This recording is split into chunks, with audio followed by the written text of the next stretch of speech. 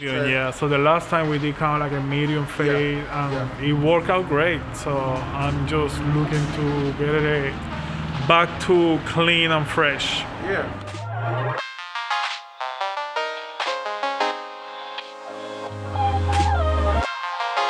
I'm a hairstylist, so I like to have my hair in place all the time.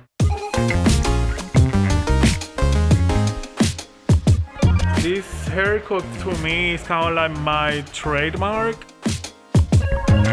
I've been getting my Pompadour, the longest the better, and the highest the better too.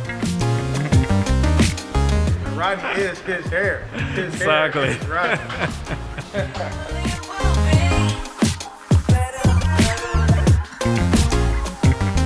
So I met Aaron through Instagram, social media, and now I'm following him here at the Pompadour. That is one of the newest places in Raleigh.